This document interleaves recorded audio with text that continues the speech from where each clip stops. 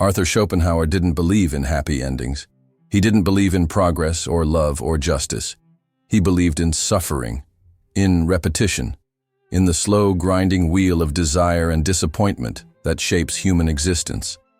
And he believed that one of the most carefully hidden truths in the modern world is the truth about women.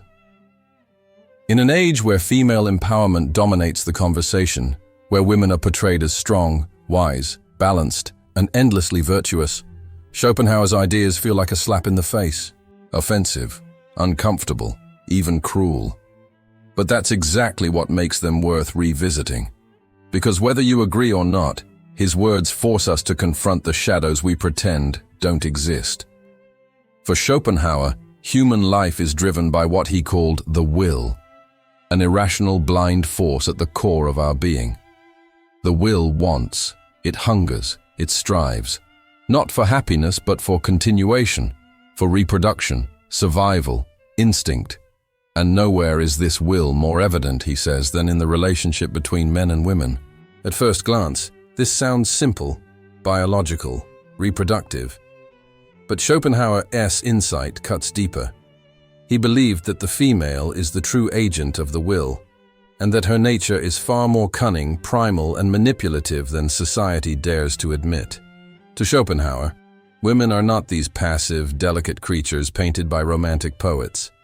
Nor are they angels of virtue. They are nature's most efficient instrument for securing the continuation of the species. Their tenderness is a mask, their beauty a weapon, their charm a strategy.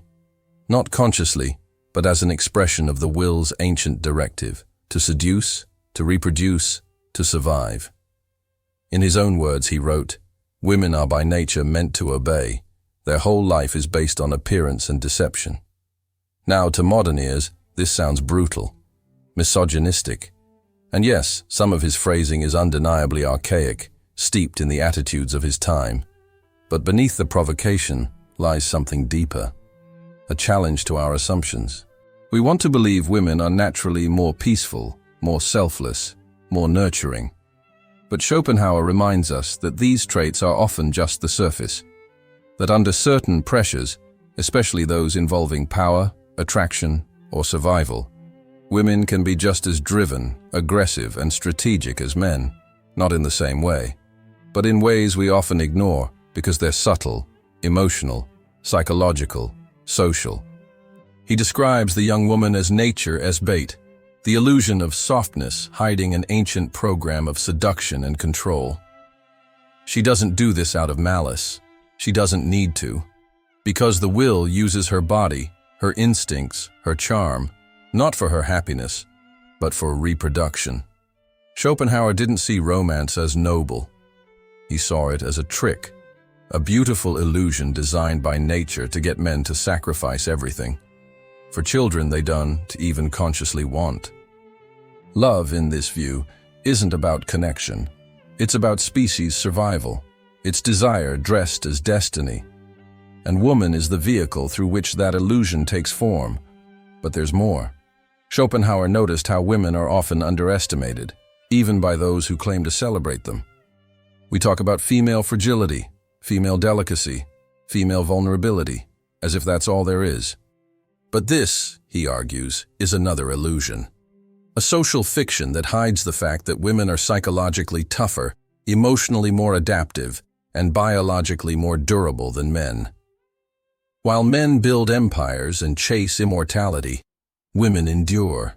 They don't need philosophy. They don't crave glory. They survive. And survival, in the cold world of Schopenhauer, is the highest wisdom. This, perhaps, is the most disturbing part of his view, that behind the curtain of love and culture and family lies a brutal biological game. And in that game, the woman is not a passive player. She is the hidden master. Of course, modern thinkers have challenged Schopenhauer. They accuse him of cynicism, of resentment, of projecting his own bitterness into the world. And maybe they're right. He never married. He distrusted women. He saw in them a threat to his philosophical solitude. But that doesn't mean he was wrong. Because look around. Modern society tells us that women are finally free, that they no longer need to rely on looks or charm or manipulation, that they have equality, power, independence. And yet we still see the same patterns Schopenhauer warned about: the romantic illusion, the emotional battlefield, the quiet tug-of-war between desire and control. We still see men chasing beauty, sacrificing status, wealth, freedom, not for reason, but for instinct. We still see women navigating social structures, using subtleties that most men can't even perceive. The game didn't end, it just evolved. Schopenhauer's harshest critics argue that his view of women reduces them to animals, to pawns of reproduction. But perhaps he's saying something more complex, that women are not lesser than men. They are simply different, and in some ways, more powerful. Because while men rage against fate, women cooperate with it. While men chase meaning, women are the meaning, the embodiment of nature's will to endure. To put it simply, the feminine is not weakness, it's strategy, it's hidden strength. Not loud, not explosive, but deep, like roots beneath the ground, like the tide that wears down stone, like the womb that creates life and then bleeds in silence. In today's culture, we worship visibility. We think power must be loud, performative, obvious. But female power, in Schopenhauer's world, is quiet. It is internal. It is subversive. It doesn't need to shout. It simply acts, through emotion, through presence, through biology. And this is where modern feminism may have misunderstood something. In trying to prove that women are just as good as men, we've accepted the idea that power must look masculine, that to be valuable, women must achieve, produce, conquer like men. But Schopenhauer would argue, this is a mistake. True female power lies in being what men are not, in understanding what men cannot, in influencing not through domination, but through necessity. The dark truth about women is not that they're inferior, it's that their power is so deep, so primal, so tied to the roots of life itself, that it scares us, that it unsettles the neat structure of civilization, that it reminds us we're not as rational or free or evolved as we pretend. Women carry the weight of nature's law, in their blood, in their cycles, in their capacity to create life. They don't need to invent meaning. They are the meaning that men chase through philosophy, art, and war. And when men forget that, they suffer. When society forgets that, it becomes unbalanced. And when women forget it, when they trade instinct for ideology, mystery for slogans, they risk becoming disconnected from their own ancient strength. Schopenhauer's view is not a guidebook. It's not a call to return to the past or to glorify suffering. It's a mirror, one that shows us the parts we hide.